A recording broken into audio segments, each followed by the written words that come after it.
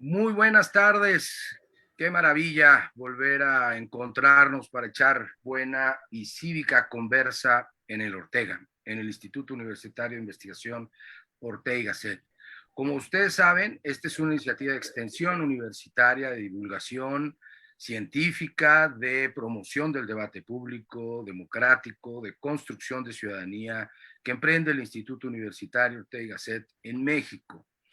La idea es, lo digo de nuevo sucintamente para el público que nos acompaña por primera ocasión, discutir, comentar con autores, autoras de una producción académica relevante en México y en el mundo, sus obras. Y a partir de ahí, discutir, analizar, ponderar distintos tópicos de la realidad mexicana y mundial. Tanto producción académica como acciones de incidencia pública, cívica, que por su trascendencia pues nos convoquen a conocerlas con más detalle y a incluirlas en nuestro bagaje cívico ciudadano. En esta ocasión estamos grabando nuestro programa porque nuestra invitada de hiperlujo pues tiene una agenda súper apretada y ahora nos dirá en qué parte del mundo la encontramos para echar esta conversa cívica. De tal suerte que no podremos tener la interacción de preguntas y respuestas normal, digamos regular, al final de nuestra conversación. Sin embargo, Janina, que es nuestra invitada, ha aceptado recibir con posterioridad un correo de nuestra parte donde demos cuenta de las preguntas que ustedes nos hagan favor de dejar en esta plataforma que corre en YouTube y en Facebook Live. Agradezco al doctor Parra, mi querido Paco, a Aide, a Mariana y a Diana y a todo el equipo del instituto que haga posible esta conversación con nada más y nada menos, lo voy a decir porque me nace, de una de mis amigas más admiradas y una de las autoras más reconocidas en mi entender en el estudio, en la reflexión, las propuestas en torno a los mecanismos de democracia directa o, como decimos en México genéricamente, de participación ciudadana. Janina Welp, qué maravilla verte. ¿Cómo estás? ¿Dónde andas? Hola Carlos, qué gusto hablar contigo otra vez y bueno, me intimidas un poco con tantos elogios, que se sepa también. Estoy ahora, bueno, estamos terminando el semestre en Europa, a punto de iniciar el verano y el periodo de receso, así que estoy en España, preparándome para empezar las vacaciones en Mallorca, en las Baleares. Ah, pues qué maravilla. Esperemos que tanto tu tramo académico, de producción académica en España y luego tus vacaciones sean por lo demás placenteras, querida. Bueno, yo creo que no necesita presentación, pero voy a todos, a todas las presentamos porque a Janina no. Janina tiene un PhD, un doctorado en la Universidad de Pompeu Fabra. Es investigadora senior en el Albert Hirschman Center of Democracy, on Democracy, el centro Albert Hirschman, célebre eh, eh, personaje y autor latinoamericano, brasileiro, del Instituto de Graduados en Ginebra. Es coordinadora editorial de Agenda Pública y coordinadora de la red de politólogas.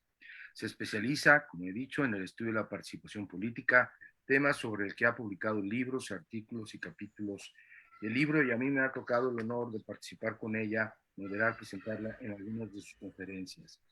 Bueno, entre la vasta producción editorial académica de Janina está un nuevo libro reciente, muy reciente, que yo ya adquirí vía electrónica, invito al público y a mis alumnos en particular a conseguirlo, que se llama El Diablo está, a ver si se ve aquí, bueno, El Diablo está en los detalles, referéndum y poder político en América Latina. Y ahora, querida, vamos en México, de ahí el título de nuestra conversación, a una consulta popular, la primera en la historia del país a nivel nacional, porque a nivel local o regional ha habido ya una buena producción con otros resultados, hay que decirlo, ya nos dirás tú tu opinión, pero vamos a la primera consulta popular en México conforme a las reformas constitucionales recientes que se realizará el próximo 1 de agosto. Y quisiéramos contigo acercarnos a este suceso mexicano en perspectiva comparada. ya es un debate, el debate sobre la consulta, ¿no? En fin, ya no adelanto más porque quiero hacerlo contigo, pero planteo que este es justamente el ingrediente de leitmotiv por el cual te rogamos un espacio y agradecemos que nos hayas concedido. El diablo está en los detalles, Janina. ¿Por qué? ¿Cómo? Es un libro además que panea distintas experiencias, incluida la que Marta Sandoval documenta sobre precisamente la consulta popular en México. ¿De qué se trata? ¿Qué hay? No sé por qué hay que ir a buscarlo y devorarlo, pero cuéntanos un poquito, por favor. Sí, el diablo está en los detalles, pues normalmente se habla de los libros colaborativos como tales, como proyectos colectivos, pero a menudo lo cierto es que se plantea un tema y ahí cada uno va con su contribución. Y hay algunos libros que son realmente colectivos, colaborativos.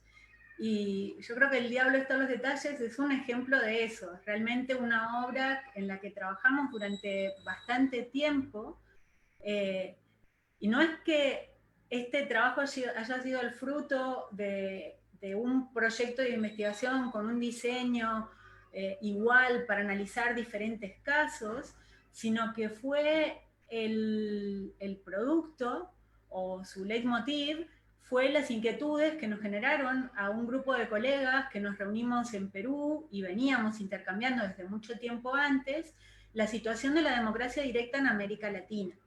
Creo que es un buen marco hacer esa panorámica para ubicar a México ahí, porque México entra tardíamente a este grupo de países desde el nivel nacional, ¿no? Como bien decías, a nivel subnacional es otra cosa. Y Marta Sandoval, la autora que escribe el capítulo sobre México a nivel federal, también se ha ocupado mucho de estudiar la evolución de la democracia directa a nivel de los estados, ¿no? Entonces ahí vemos que el panorama es otro. Pero bueno, volvemos al contexto regional. Algunas de las inquietudes que teníamos y que pusimos en común tenían que ver con tratar de entender por qué, si en América Latina había sido tan prolífica la regulación de mecanismos de democracia directa en la segunda ola de reformas post-transición, o sea, estoy hablando de los 80 y 90, incluso a partir de los 90 con más fuerza, ¿por qué había tan pocos ejercicios? ¿Y por qué, si al menos una decena de países, en teoría, en el papel, permite a sus ciudadanos reunir y ciudadanas reunir firmas para activar estos mecanismos, siempre tenemos al presidente activándolos? O esa es la imagen más frecuente, salvo, y ahí está la excepción también, que bien analiza Alicia Licidina, el caso uruguayo, que sigue un patrón completamente diferente del típico latinoamericano. Entonces teníamos eso por un lado, esa pregunta. Había una especie de respuesta corriente que apuntaba a decir, bueno, no, la pregunta es por qué, si en muchos países de América Latina vemos que la ciudadanía se moviliza con frecuencia, ¿por qué no activan las instituciones? ¿Por qué, si se están regulando estos mecanismos para, de alguna manera, crear canales para las demandas ciudadanas, después se sigue optando por o prefiriendo las calles en lugar de activar estos mecanismos? ¿Qué es lo que anda mal? Y algunas respuestas que estaban así sobre la mesa, sin chequear mucho, era, bueno, falta información, falta capital político para organizarse, no, había problemas de este tipo, se estaban poniendo sobre la mesa sin mucho chequeo, que por supuesto tienen su valor también, ¿no? En casos como el de Colombia, los informes de organizaciones de veedurías ciudadanas y demás sí que dan cuenta de un desconocimiento también. Pero en el libro estábamos tratando de poner, o estuvimos tratando de poner una mirada más sobre las instituciones, los diseños y los actores políticos. Y como decía, la propuesta así más formal del libro la lanzó Fernando Tuesta en Perú, en un encuentro que hicimos en noviembre de 2018, en el marco del referéndum que había propuesto el presidente Vizcarra, que quizá algunos recuerden, había asumido el gobierno después de que Pedro Pablo Kuczynski renunciara ante un segundo intento de impeachment del que sabía que no iba a salir ileso. Entonces Vizcarra asume la presidencia y en esos primeros meses de gobierno intenta desarrollar una agenda donde el referéndum, por un lado, aparece como un instrumento político para poder plantear una agenda de reformas, y de hecho también le permite a él alcanzar una mayor popularidad. Pasa de ser un líder prácticamente desconocido cuando asume, a tener altos niveles de popularidad hasta tiempo antes de su renuncia, que también recordarán, fue por juicio político, en el marco de la tremenda y constante inestabilidad peruana. Entonces, bueno, queríamos abordar estas cuestiones y ver qué nos estaban indicando los distintos casos, qué tipo de respuestas podíamos obtener a la pregunta de por qué funcionan tan mal, qué es lo que pasa. Y como decía, lo que hicimos fue proponernos análisis de casos que pudieran captar la especificidad de cada uno de los casos y aportar elementos que alimentaran una discusión más regional, y yo diría incluso global, porque nos centramos en América Latina, pero muchos de los problemas que observamos pueden dialogar bien con experiencias de Europa del Este o incluso del centro de Europa y de otras áreas del mundo. Entonces estudiamos Venezuela, Uruguay, Ecuador, Bolivia, casos muy poco conocidos como el de Panamá, casos como el de México, que para la literatura comparada son bastante nuevos, porque estos mecanismos son de reciente introducción, y también Perú, como decía, y Costa Rica.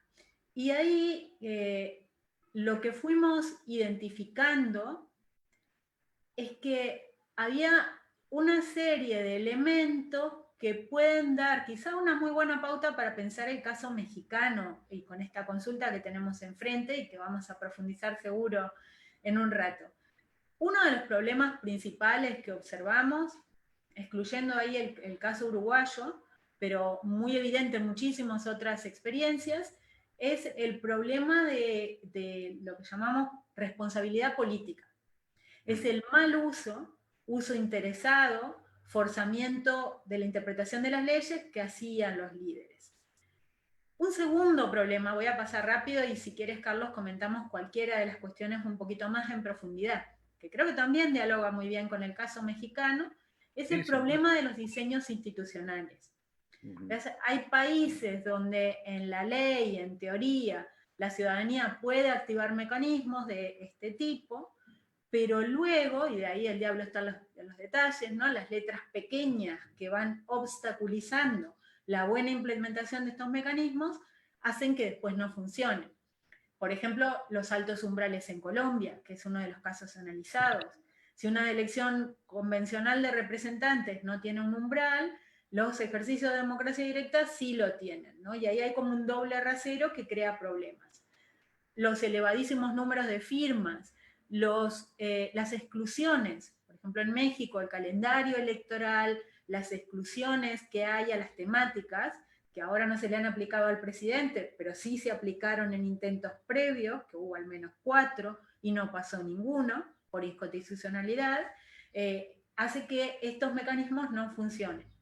En el libro el caso que en mi opinión es el más destacado en este sentido, el más sorprendente si se quiere, es el de Costa Rica, porque Costa Rica tiene un sistema político con credenciales, tal como dan cuenta la mayoría de los rankings y demás, de ser una de las democracias más estables y fuertes de la región, junto con Uruguay. Y sin embargo, la forma en que se han introducido estos mecanismos hace que sean realmente papel mojado, y que del cincuentenar de iniciativas que ha habido en el periodo que analiza Cisca Raventos, salvo una sola haya pasado, y ha pasado porque el presidente toma la iniciativa y lo activa por decreto, o lo activa por vía institucional, no por decreto. Entonces ahí vemos también un problema, ¿no? Que se combina el diseño institucional y de vuelta la responsabilidad política. Tercer cuestión que vemos también, el operar de las instituciones de supervisión y control, que sé que en México en estos días causa mucha polémica, ¿no? El operar de las cortes, aprobando unos procedimientos y otros no, el operar de algunos organismos electorales, por ejemplo en el caso de la revocatoria de mandato y en otros casos en Ecuador, donde hay muchos grises en la legislación, y habilitan un uso interesado de estos mecanismos. Cuál se activa y cuál no se atiene a un marco de reglas objetivo y transparente, sino que deja una sensación de que hay algo que no está funcionando bien.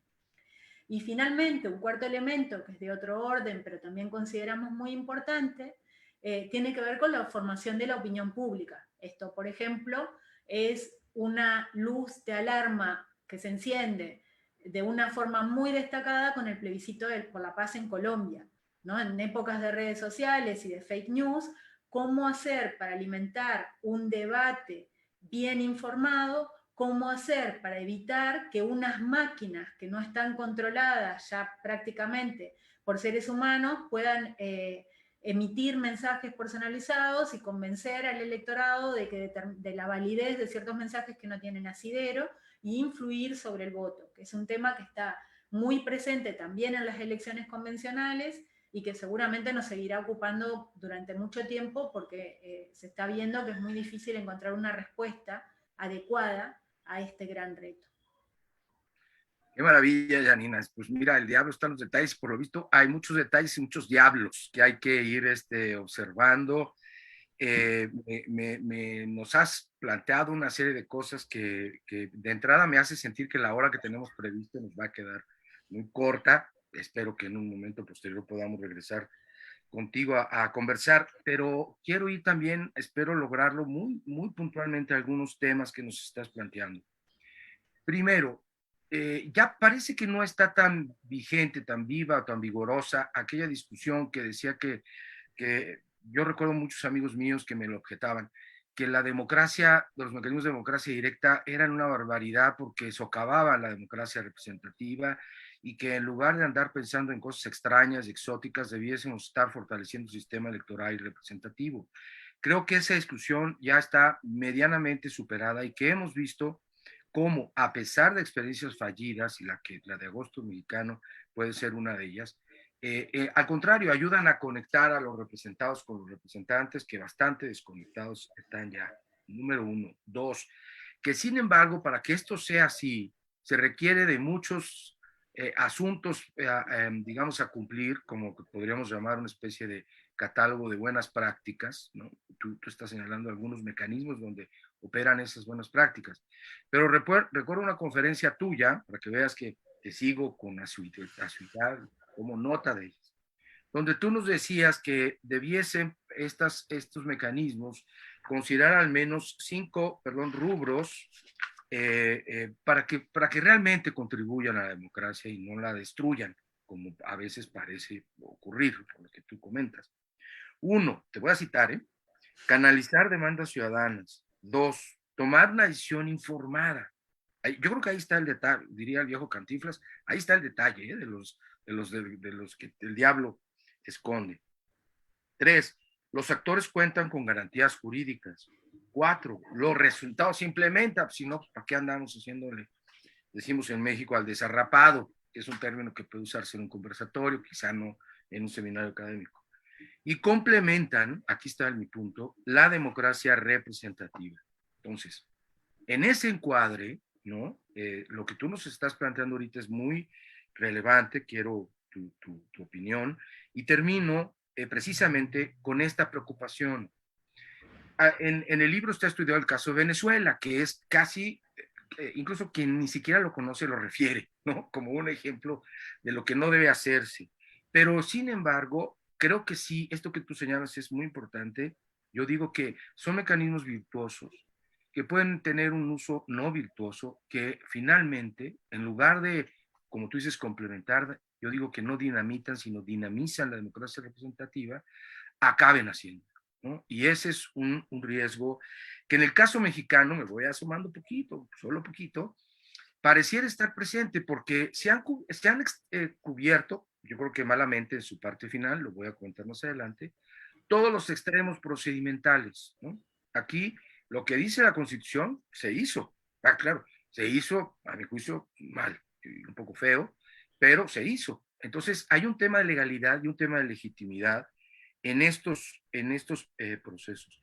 Y yo destacaría de los tres que tú comentas, que todos son desde luego relevantes, termino. Bueno, además del de la falta de información y la importancia del debate, ahora vamos a discutir si se como no hay dinero o no le quieren dar dinero al INE y va a tener que agarrar sus economías, Entonces van a ir por las opciones más baratas, digamos. Y parte de ello es, vamos a poner mucho menos mesas receptoras y vamos a usar urnas electrónicas y va a ser esto más barato. La verdad es que un poco eso es lo de menos. El tema central, claro, no es menor, pero no es un poco lo de menos. El tema central es lo que tú dices, que haya información suficiente y que haya un debate. Yo no sé cómo vamos a debatir la pregunta mexicana, quién se va a ocurrir, quién se va a atrever a decir que no está de acuerdo que se persiga a gente que ha cometido actos criminales. En una de esas nos sorprende y qué espanto ver a alguien sosteniendo esa posición, pero bueno, lo más importante es el debate y termino, la responsabilidad política. Porque ese es un tema, lamentablemente, no solo referido a los ejercicios de democracia directa, sino a todo la vida política representativa de nuestros países, ¿no? Eso es un tema delicadísimo, de la mayor trascendencia que quizá amerite una conversa específica, pero el tema de la responsabilidad política. Son mis temas a tu exposición, querida Yanina. Sí, Carlos, creo que el punto está ahí, ¿no? Lamentablemente no comparto tu optimismo inicial, quisiera compartirlo, con que la discusión está saldada. Creo que sigue habiendo muchas voces que atacan los mecanismos de democracia directa porque en realidad es también un poco interesado, ¿no? Porque coincido con lo que has dicho.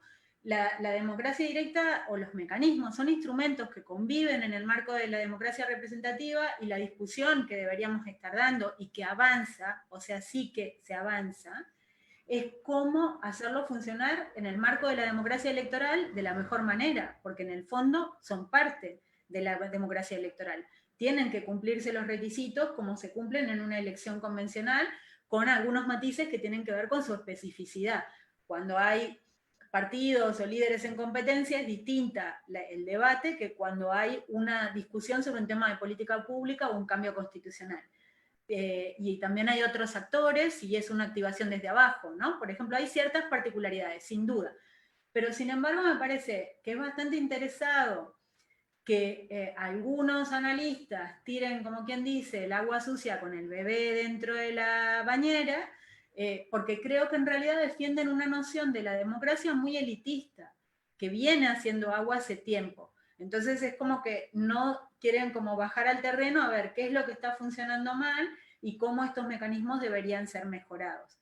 Evidentemente, la instrumentalización que hacen algunos líderes con tendencias o perfiles autoritarios o poco respetuosos de la legalidad, es un gran problema. Pero no es algo que solo afecte a los ejercicios de democracia directa, afecta a todo. O sea, hay cooptación institucional, hay manipulación de recursos, hay clientelismo, hay mucho. Estoy pensando en cualquier caso de los que tenemos en el entorno. Podemos empezar por Hungría, digamos, el referéndum es 1 o 2 cada tanto. Es todo el paquete de violación del marco regulatorio. Entonces la discusión no es democracia directa sí o no, sino que el Estado de Derecho debe cumplirse y hay que ahí acatar unos procedimientos.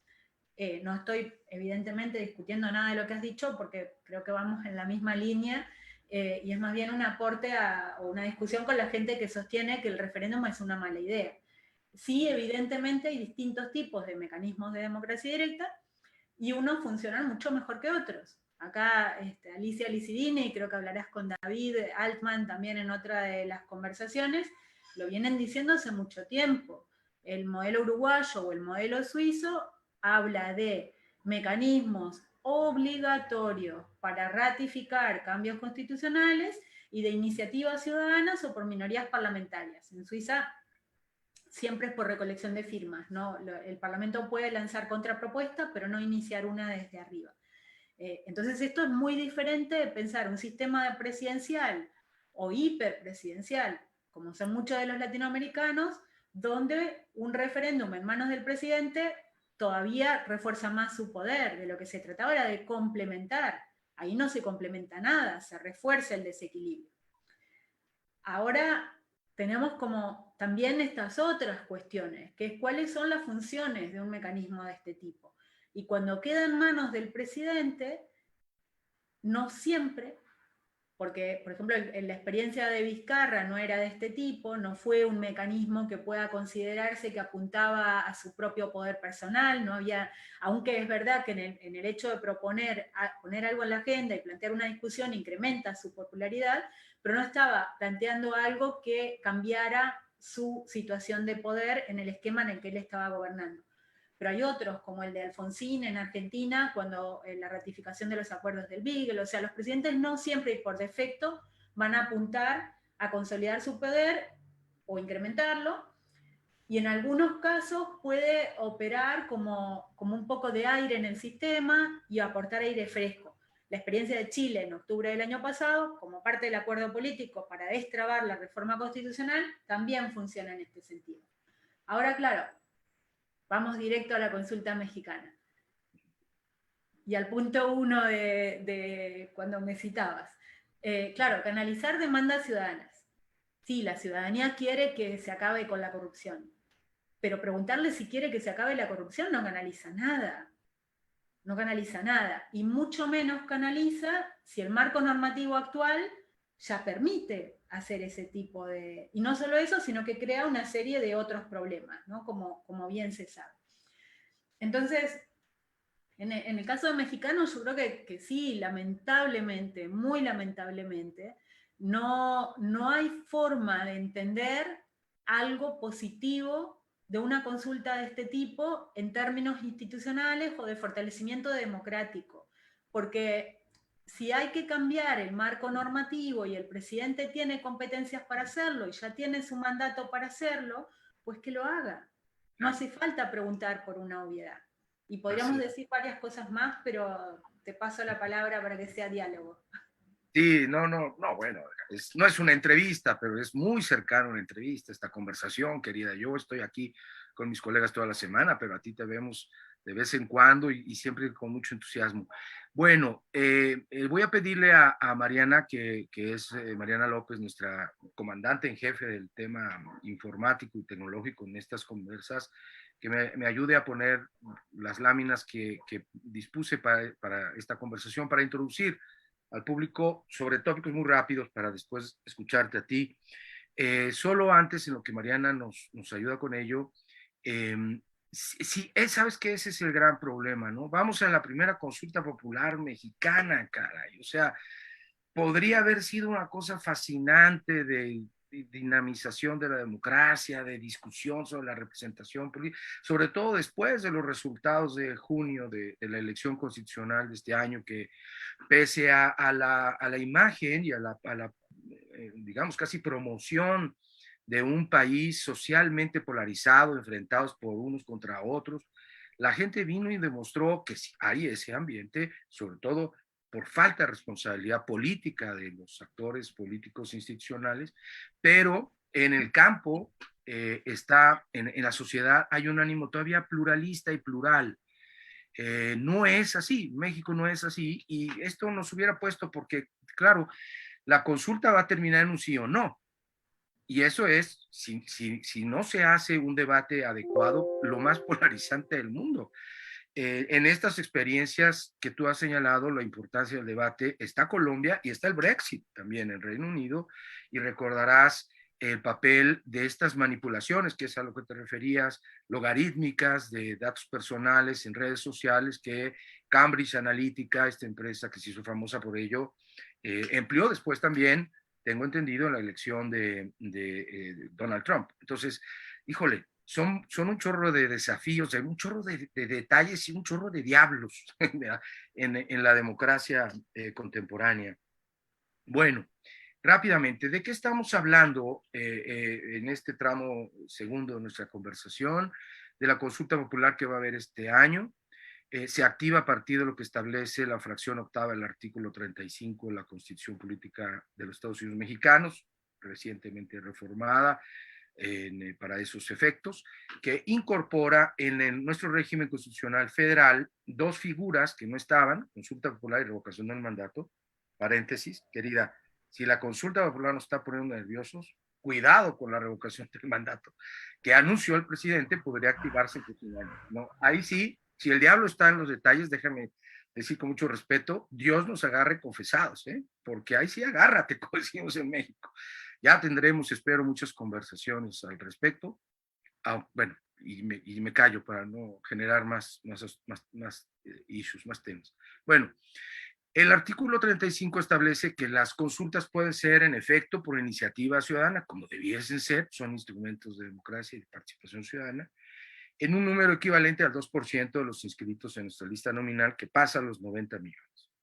O bien el 33% de los integrantes de cualquiera de nuestras dos cámaras, que como sabemos, México es bicameral, senadores y diputados, diputaciones, Senado y diputaciones, o el presidente. Y en eso fue lo que pasó.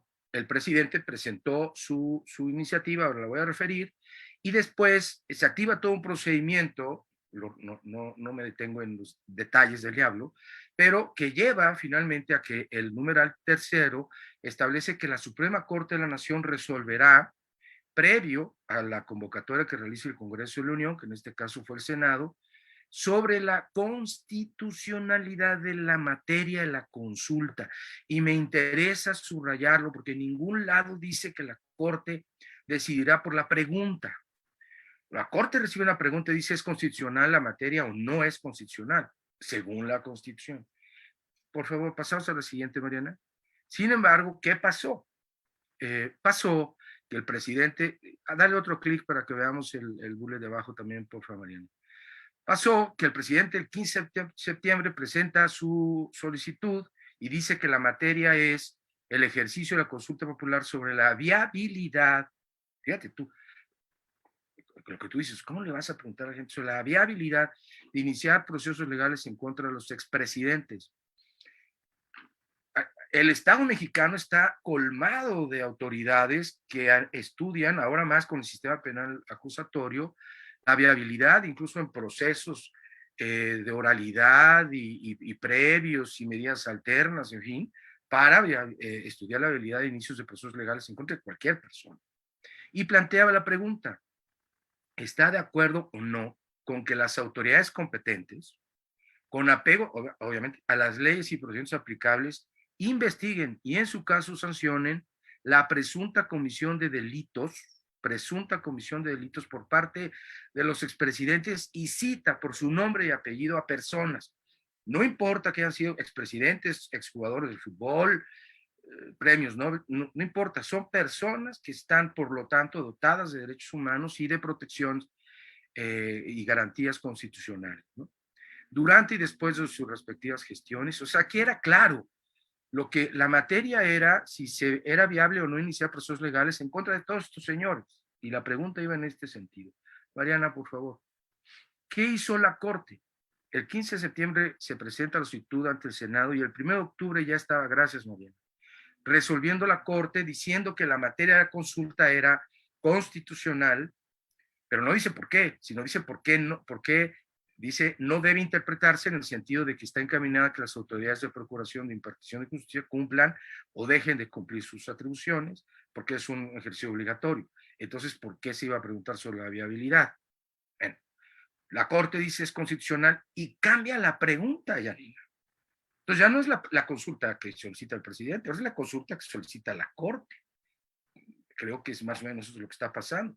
No tenía atribuciones constitucionales para cambiar la pregunta, solo valorar la materia, la constitucional o no de la materia, y la cambia. Y nos plantea esto que es un verdadero primor.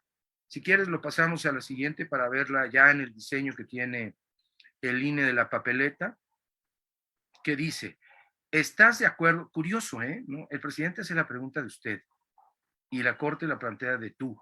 Digo, a mí me gusta más de tú, pero lo anoto como un detalle del diablo. ¿Estás de acuerdo o no en que se lleven a cabo las acciones pertinentes? ¿Cuáles? No se sabe.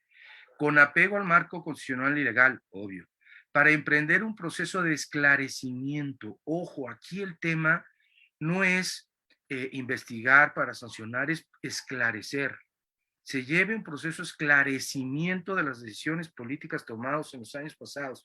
¿Cuáles años pasados, querida? Decía el tango, 20 años no es nada, y son años pasados. ¿Qué? ¿Nos vamos a ir a cuándo? ¿Cuáles son los años pasados? La conquista vamos a volver a caer en cuenta de que queremos una disculpa de la corona española, ¿cuáles son los años pasados? Sé que estoy siendo chusco, pero es que así está redactada la pregunta. Por los actores políticos. ¿Cuáles son los actores políticos? Desde luego los presidentes, pero en México, la democracia constitucional mexicana, la ciudadanía, las y los ciudadanos somos actores políticos también. Encaminado a garantizar la justicia y los derechos de las posibles víctimas, sí, no. Si lo más importante, uno de los detalles del diablo es el debate, yo me pregunto, ¿quién va a querer hacer suya la voz del no? Decir que no está de acuerdo que se haga todo esto.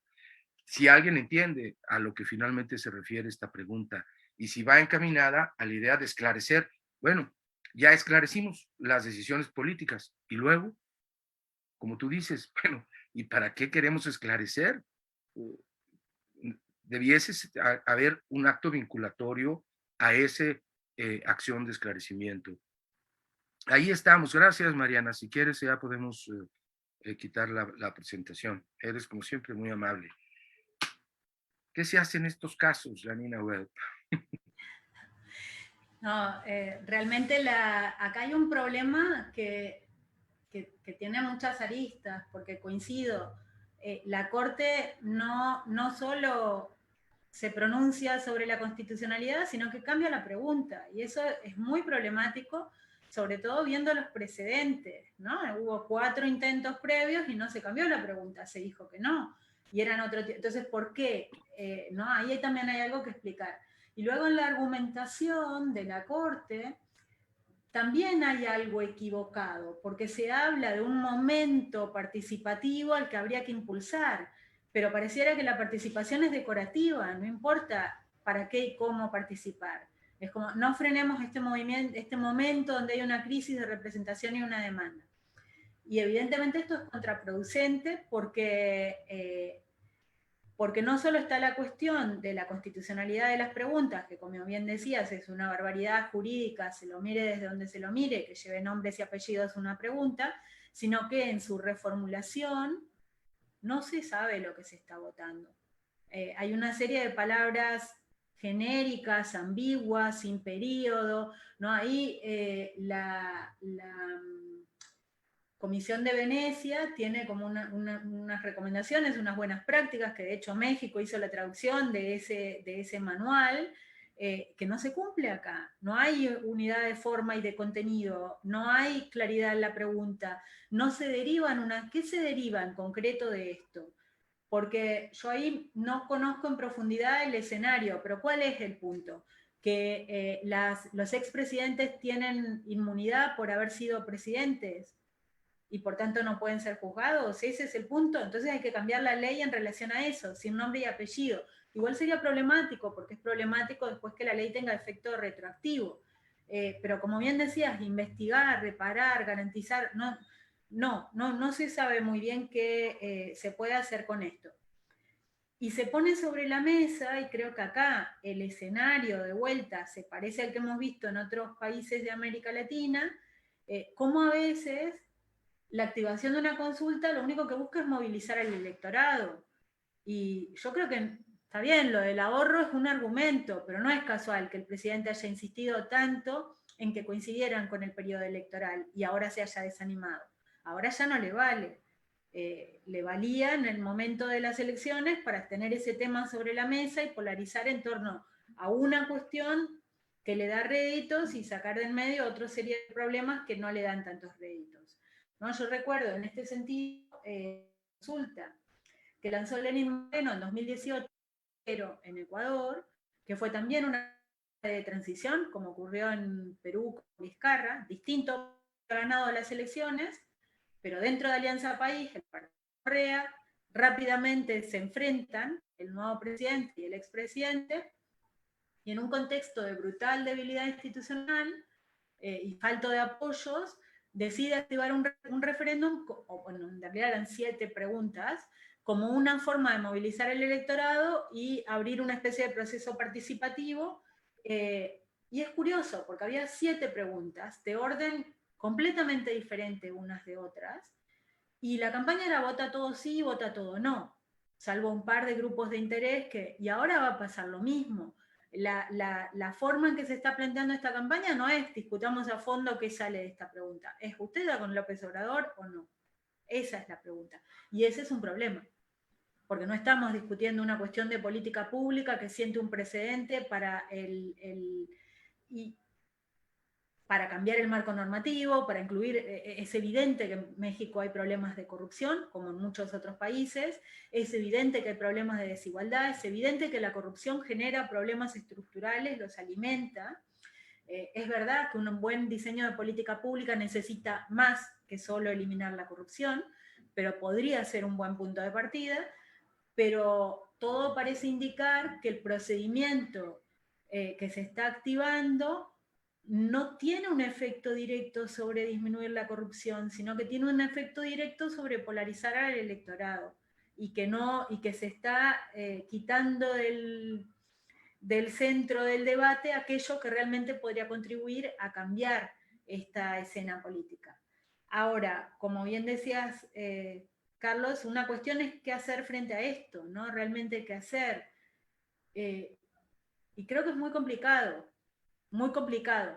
Tener este tipo de foros de debate es importante, habría que multiplicarlos, habría que ampliarlos, habría que intentar que el presidente responda qué piensa hacer con esto, habría que intentar que el presidente y los parlamentarios, ¿no? Porque ahí también debe haber cuál es la agenda parlamentaria de lucha contra la corrupción.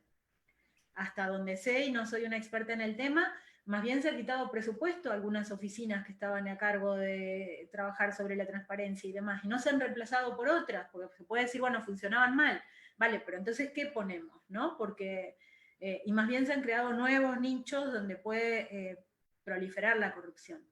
Entonces, realmente es muy problemático, muy, muy problemático, y creo que se necesita sobre todo un debate también muy honesto, ¿no? Porque tampoco se trata, y esto es estrictamente mi opinión, de defender unas instituciones a capa y espada que a la vista está que tampoco funcionaban tan bien, ¿no? Entonces no es lo viejo o lo nuevo, sino cómo se sale de un escenario de conflicto tan grande y cómo se construye una mejor institucionalidad que no Ese, dependa de una persona.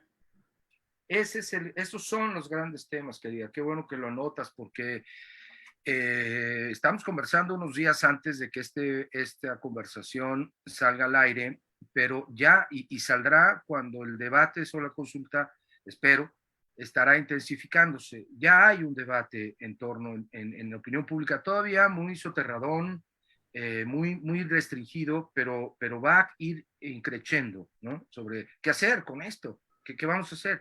Hay un grupo de ciudadanos, ciudadanas, a mí me hicieron una consulta que, fíjate tú, quieren pedir que se cancele. Y entonces yo la consulta, por todas las razones en parte que hemos visto, pero sobre todo este tema de la polarización, ¿no? Que no, oye, el horno no está para bollos. Ya demostramos que no queremos un país polarizado, hombre, sí queremos un país gobernado, gobernable, con una mayoría clara. La gente fue expresa en eso, ¿no? No estamos metidos en una discusión de ese tipo, pero no queremos seguir en la lógica que no es nuestra de la ciudadanía, en la polarización. Te digo rápidamente, mientras todo el clima de las campañas electorales recientes era de enorme violencia verbal, incluso física, hubo asesinatos lamentabilísimos, mientras que todo eso ocurría en el campo de la confrontación partidaria, la gente fue de una manera, digamos, bastante elocuente a hacerse cargo de las casillas, a votar. 52% salió sin mayores problemas, que 4 o 5 muy focalizados, muy identificados, y el ambiente era muy cordial en las casillas en general.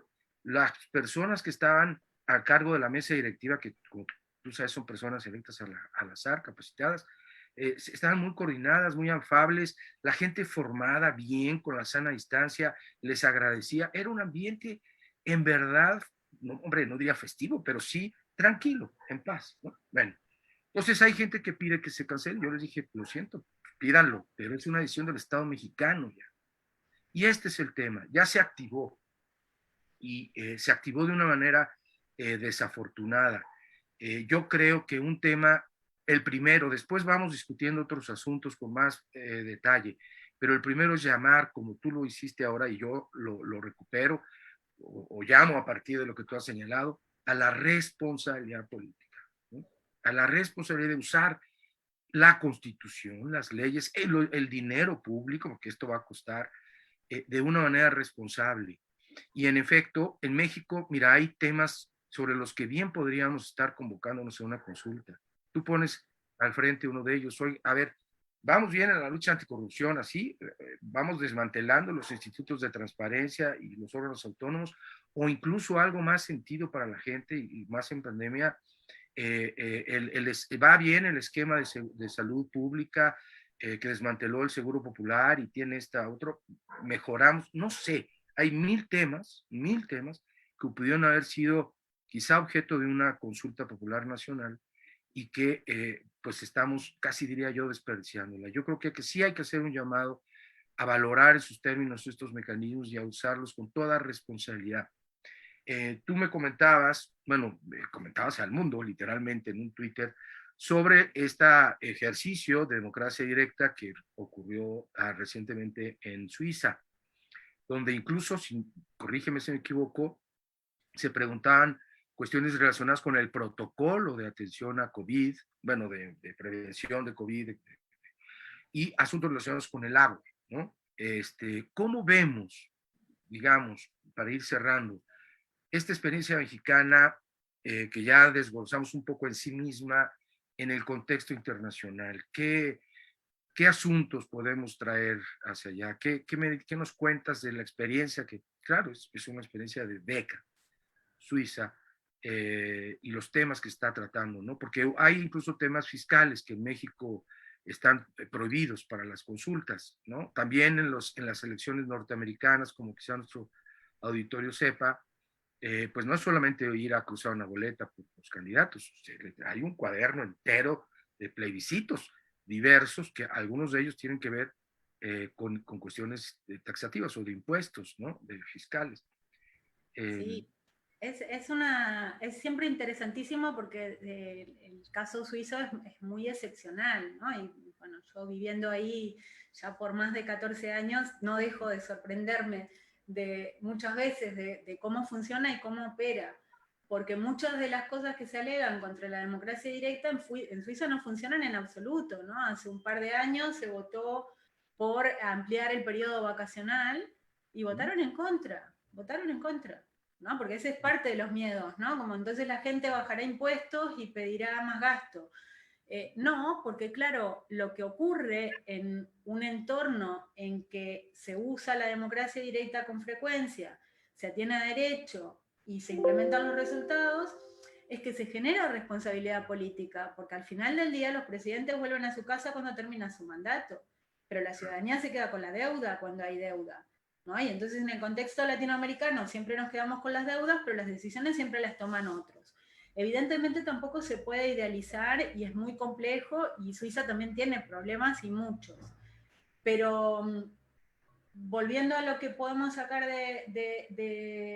como una especie de hoja de ruta para el futuro del debate en América Latina, de interesante del caso suizo, en mi opinión, primero, que los mecanismos de democracia directa en el país se fueron introduciendo paulatinamente, empezando en 1848 con la primera constitución de la Confederación, y siempre como un mecanismo de resguardo frente a la acumulación del poder en el gobierno central.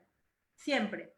Cada paso que se ha ido dando en el 48, lo que se establece es el referéndum de ratificación de reformas constitucionales con doble mayoría de ciudadanos y de cantones, que es muy interesante para países federales también.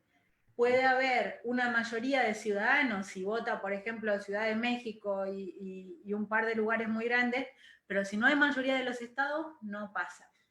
Eso fue realmente un mecanismo de resguardo de los cantones a aceptar integrarse en un estado o en una confederación, en el caso suizo. Y después, a lo largo del tiempo, se han ido ampliando.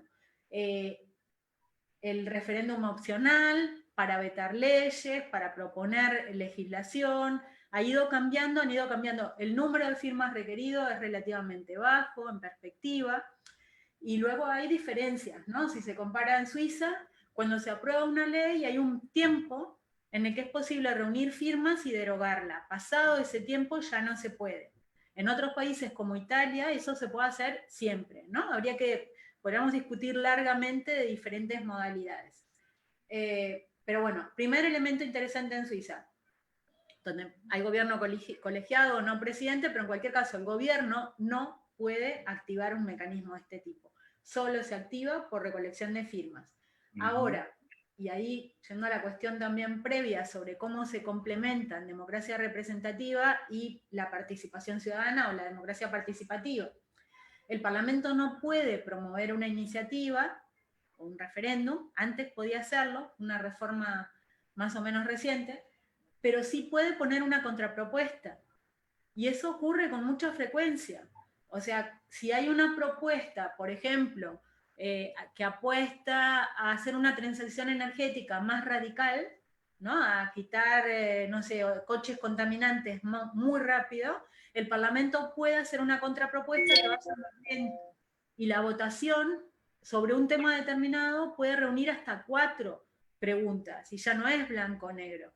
Usted no quiere cambiar en ningún sentido la actual legislación sobre transición energética, quiere una propuesta que cambie, pero no tanto, quiere una propuesta que cambie muchísimo o una que más o menos, ¿no? Esta es la del Parlamento, esta de una comisión junto con la del Parlamento y la ciudadanía, y esta es la de ciudadanía que conserva la comisión su punto más extremo.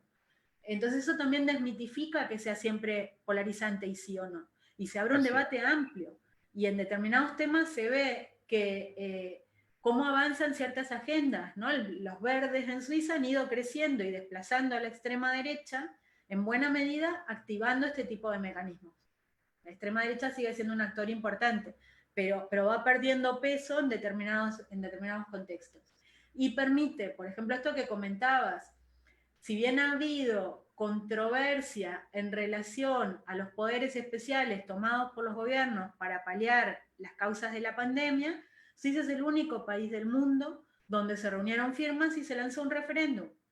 Personalmente, yo creo que tocaba confinar, a mí me pareció bien lo que hizo el gobierno. Ahora, si hay gente que está muy insatisfecha, pues reúne firmas, se activa, ¿y qué pasó? Se hizo una campaña bastante intensa y lo que el gobierno hizo ha sido bien evaluado por la ciudadanía, fue ratificado. Entonces, eso también tiene para mí un efecto positivo en el sentido de que obliga constantemente a rendir cuentas. Evidentemente, Suiza tiene 8 o 9 millones de habitantes, México, ¿cuántos tiene? No, 120 millones. Bueno, 120 millones. Estamos hablando de otro marco y de otro contexto, pero yo creo que hay que ir en ese camino, o sea, no en el camino de poner una consulta donde estamos todos de acuerdo o no se sabe muy bien en qué estamos de acuerdo al final, porque qué periodo, qué cosa, qué se va a hacer con eso. Hay que ir en un camino donde si el presidente, los parlamentarios creen que hay que reforzar la democracia, refuercen la democracia con institucionalidad, no con consignas que no sabemos a dónde nos llevan. Qué maravilla, querida. Siempre es un placer escucharte.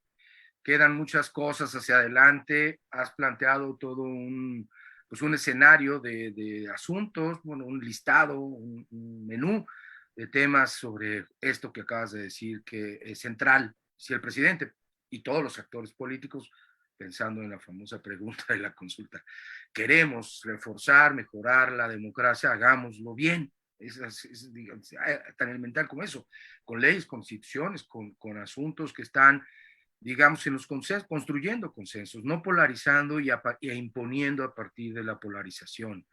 Esta experiencia que nos comentas de Suiza está muy reciente, muy reciente. Creo que es un magnífico ejemplo de lo virtuoso que pueden ser estos mecanismos y cómo rebustecen la legitimidad del sistema representativo y no lo minan, conectan a los representados con los representantes, que eso se supone que hace un sistema representativo, ¿no? Y es decir, va el gobierno, hace cosas para, oigan, ahí viene la pandemia, ¿qué les parece si nos encerramos?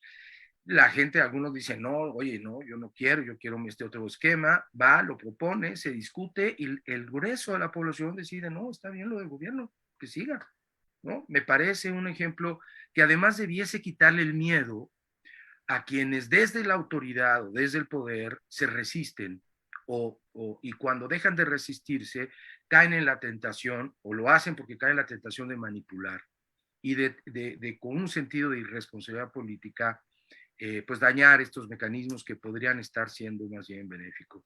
Janina Welp, ¿dónde te podemos seguir en las redes?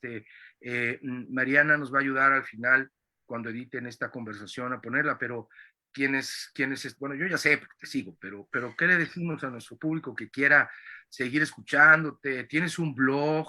Ahí tienes tus textos, tus conferencias. ¿Qué se puede hacer para seguir a Janina Welp en este mundo internacionalizado? Ya. Pues mira, yo soy muy activa en Twitter, soy muy tuitera, Welpita es mi usuario. Tengo un blog, pero la verdad es que no lo vengo actualizando mucho, y sí, mis textos y demás están en ResearchGate y en Academia. También, por supuesto, en la página del Albert Hirschman, en el Graduate Institute. Y bueno, y a quien les interesen todos estos temas, recomiendo también que miren, se pasen por Agenda Pública, donde estamos siempre publicando cosas de mucha actualidad de las y los académicos del entorno. Excelente, pues por ahí vamos a pasar.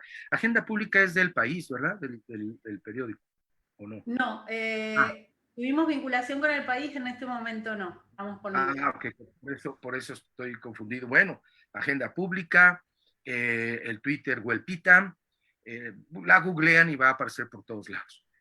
Janina, estás a buena hora para salir. Voy a decir una cosa muy convencional, pero por favor, es una aspiración. Vete al barrio gótico a comer unos buenos tintos, o a las Ramblas, pues, qué carambas. Nosotros aquí... Aprovechar, sí. Muchísimas gracias, Carlos, y siempre un gusto conversar contigo. Y el gusto siempre y el placer es todo mío, y estoy seguro compartido con quienes nos escuchen en forma diferida en esta ocasión. Te esperamos pronto. Cuídate mucho, por favorcito, que haya mucho éxito y buen camino en todos tus senderos. Gracias, Janine. Gracias, gracias.